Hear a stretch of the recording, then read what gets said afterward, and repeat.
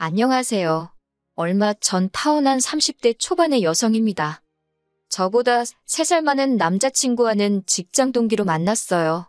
당시 저는 대학원을 마치고 입사한 상황이었고 남자친구는 군대도 다녀오고 아예 다른 분야에서 일을 하다가 진로를 바꿨다고 했지요.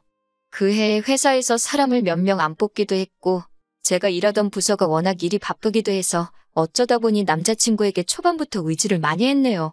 그렇게 얼마간은 친한 동기 사이로 지내다가 자연스레 연인 사이가 되었습니다.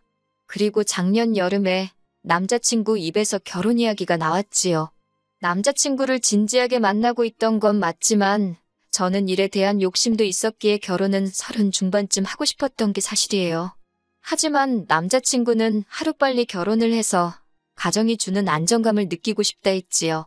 그리고 지금에서야 곰곰이 생각해보니 남자친구가 만날 때마다 어찌나 적극적으로 결혼 타령을 해댔던지 나중에는 제가 약간 세뇌가 돼버렸던 것 같기도 하네요. 본격적으로 결혼 이야기가 오간 건 아마 작년 10월쯤이었을 거예요. 날씨가 좀 쌀쌀해졌다 싶었을 무렵 시댁에 인사를 드리러 갔던 기억이 나거든요. 사실 시댁에 가기 전에 남자친구로부터 어느 정도 시댁에 대해 들은 이야기가 있었기 때문에 큰 기대 같은 건 없었습니다. 일단 제 배경부터 이야기해보자면 저희 아버지는 여대 교수시고 어머니는 전업주부세요. 아버지와 결혼하시기 전에는 잠깐이나마 화가로 활동하셨는데 저를 임신하시면서 이후로는 취미생활로만 그림을 그리고 계시지요. 그리고 저희 친가 쪽이 예전부터 재산이 꽤 있는 집안으로 알고 있습니다. 그래서 저희 부모님도 저도 오늘날까지 이래저래 경제적으로 어려움 없이 살았고 큰 사건 사고나 이변이 있지 않는 한 앞으로도 그렇지 않을까 싶어요. 반면 남편의 배경은 절대로 제가 잘났다거나 특별하다는 이야기는 아닙니다만 저에 비하면 긍정적인 상황은 못 되었네요. 일단 아버님께서는 젊은 시절에는 공직에 계셨다고 들었는데 무슨 연유인지는 모르지만 몇 년 전 스스로 관두셨다 들었습니다. 이후로는 아는 분 건설사무소에서 이것저것 일을 도와주고 계시다 했고요.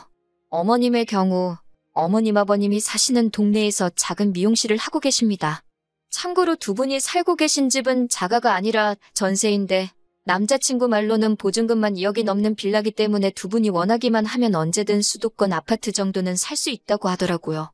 물론 이 이야기를 들을 때 저는 속으로 요새 수도권에 2억으로 살만한 아파트가 있긴 한가 싶기도 했고 또 그렇다고 두 분에게 빚이 있는지 없는지 남자친구가 제대로 알고는 있는 건가 궁금하기도 했지만 제 재산도 아니고 그렇다고 남자친구의 재산도 아니고 무려 남자친구 부모님의 재산인데 제가 나서서 이러쿵저러쿵 말하는 게 예의는 아니다 싶어서 혼자 생각만 하고 말았네요. 아무튼 시댁의 사정을 어느 정도 알다 보니 인사를 드리러 가던 날도 크게 기대가 있던 건 아니었어요. 그럼에도 불구하고 처음 시댁에 인사를 드리러 간 날 어머님의 첫마디가 따로 도와줄 형편은 안 된다였을 땐 솔직히 기분이 좋지는 않았네요. 하지만 어머님 말씀이 해주는 게 없으니 당신도 저한테 바라는 게 없다며 그저 저희 둘이서만 알콩달콩 잘 살면 그걸로 만족하신다고 하더라고요. 그래, 바라는 것도 없으시다 하니 서운해하지는 말자 그렇게 생각했네요. 이후로 남자친구와 상의 끝에 이렇게 된 이상 이참에 허례허식은 생략하자 했습니다. 남자친구가 따로 집을 해오는 것도 아닌 만큼 서로 예산에 맞춰서 집도 전세든 월세든 구하고 혼수도 적당한 선에서 해결하자고요. 또한 저는 평소에 액세서리를 좋아하는 편도 아니어서 이참에 예단하고 예물도 생략하자 했습니다. 그리고 그때는 남자친구도 흔쾌히 그렇게 하자 했고요. 그리고 이 모든 이야기가 상견례 자리에서도 다시 한번 나왔고 양쪽 집안 부모님 모두 저희 둘의 의견을 존중해 주기로 하셨습니다. 그런데 며칠 뒤 제 연락처는 어떻게 아신 건지 어머님께서 연락을 다 해오셨더라고요. 저한테 따로 할 이야기가 있으시다며 회사 근처에 왔으니 저녁 식사라도 같이 하자시대요. 그런데 솔직히 저는 어머님을 따로 혼자서 뵙고 싶지는 않았어요. 그래서 남자친구에게 같이 나가자 했는데 남자친구가 할 일이 많아서 오늘은 무조건 야근을 해야 한다고 안 된다 하더라고요. 그래서 그러면 어머님께 나도 야근이라고 말하겠다고 하니까 남자친구가 정색을 하면서 그래도 어머님이 따로 할 이야기가 있다고 하시지 않냐며 죄 지은 것도 없는데 왜 피하냐고 그러더라고요. 물론 죄 지은 거야 없었지만 어색할 것 같기도 했고 남자친구는 그런 저를 달래며 이참에 둘이 친해지면 좋지 않겠냐고 기분 좋게 나가달라 하대요. 남자친구가 정말이지 한껏 서운한 표정을 지으면서 사정을 하니 계속 싫다고 고집을 피우기도 어렵고 그렇게 회사 앞 식당에서 어머님을 만나 저녁을 먹었습니다. 후식을 기다리고 있는데 어머님께서 먼저 말문을 여시더라고요. 당신이 곰곰이 생각해봤는데 그래도 저한테 아무것도 안 해주자니 마음이 편치가 않으시답니다. 그러면서 뜬금없이 다이아 반지를 해주겠다고 하시는 거예요. 저는 이미 남자친구랑 받은 결혼 반지도 있었고 그래서 괜찮다고 급구사양을 했습니다만 어머님이 어른이 준다 하면 감사합니다 하고 받는 게 예의라고 나중엔 급기에 화까지 내시대요. 그래서 어쩔 수 없이 그럼 감사한 마음으로 받겠다 하니 어머님께서 하시는 말씀이 대신 저희 아버지한테도 말씀드려서 남자친구한테 시계라도 하나 해주라고 하시더군요. 제가 난처한 표정을 짓자 그걸 시계 얼마 하지도 않는다면서 당신이 주변에 물어보니 한 5, 600이면 산답니다. 생각지도 못한 시계 이야기도 그렇고 거기다 금액까지 들으니 이건 아니다 싶더라고요. 그래서 제가 어머님 떨어 죄송하지만 오빠랑도 이미 안 주고 안 받기로 했다고 그냥 다이아 안 해주셔도 되니까 시계 이야기도 못 들은 걸로 하겠다 했어요.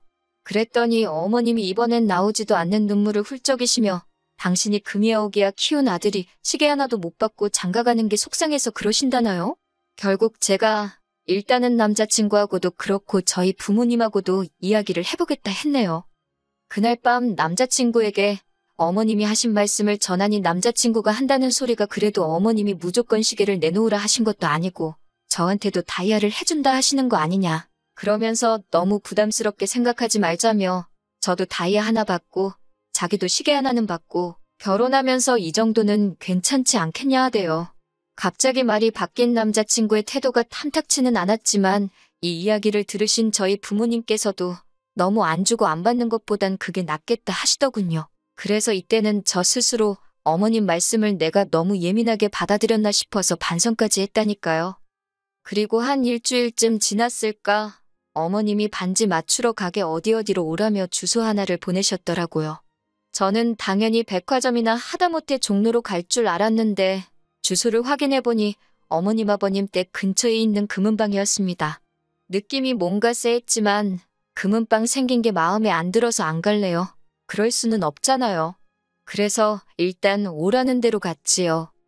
아니나 다를까 이렇게 표현하자니 그렇지만 아직도 이런 금은방이 있나 싶을 정도로 오래된 금은방이었습니다.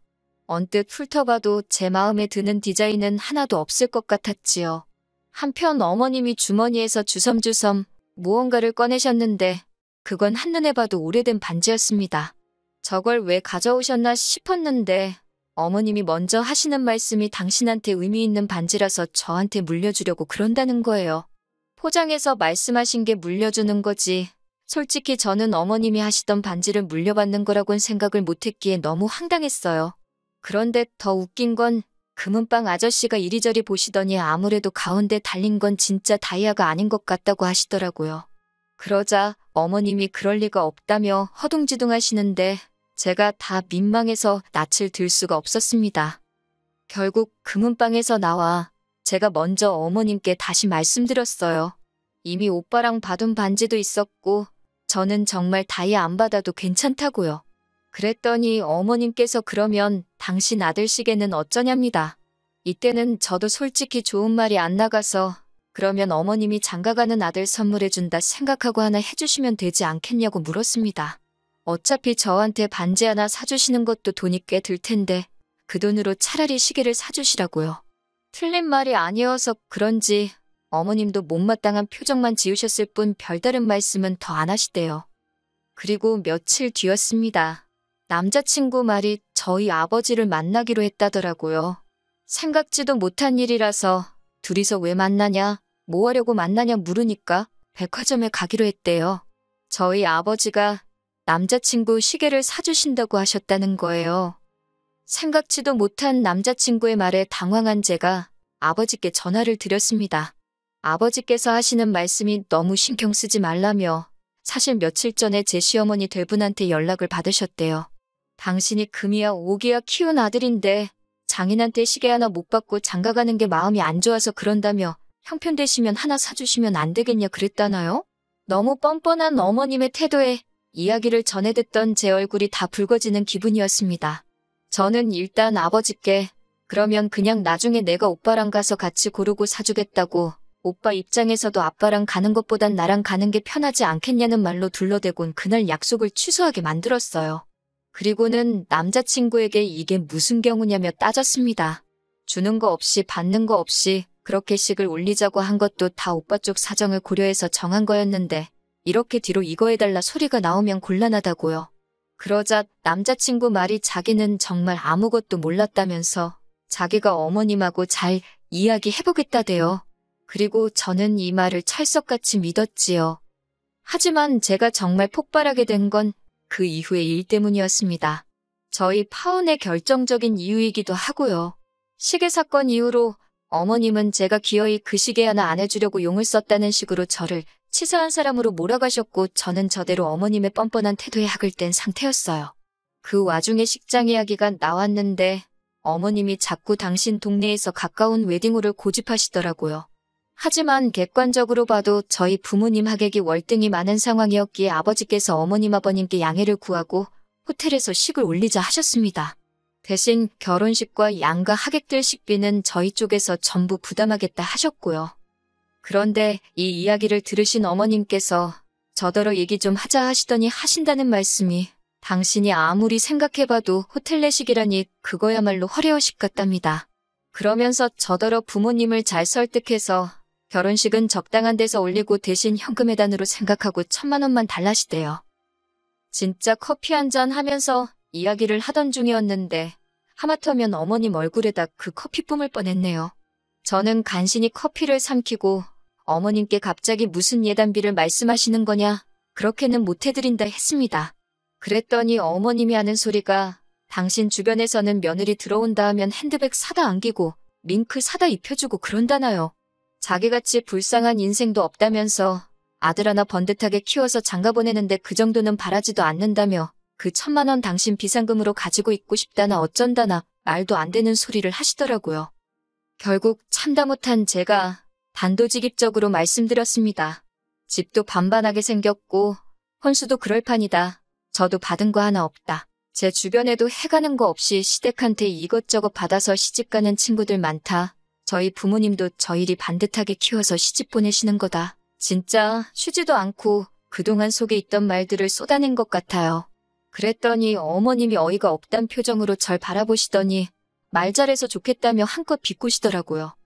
어머님과 그런 대화를 나눈 후 3일 동안 휴가 내고 집에서 남자친구 연락도 피하고 혼자 정말 많은 생각을 했습니다.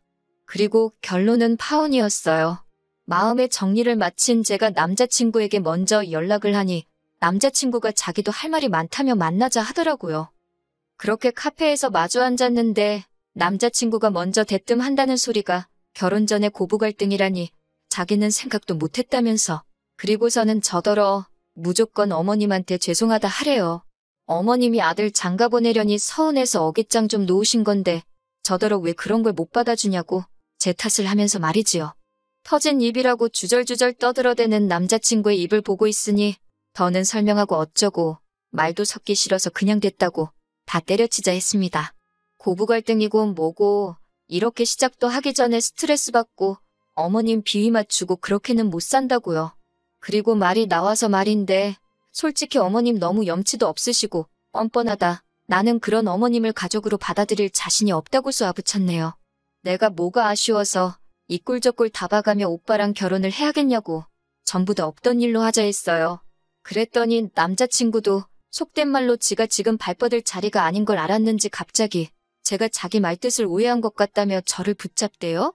자기가 겉으론 어머님 편을 드는 것 같아도 마음속엔 저 하나뿐이라나 어쩐다나. 하지만 남자친구의 찌질한 모습에 그나마 남아있던 정도 떨어지고 마음이 훅 식어버렸지요.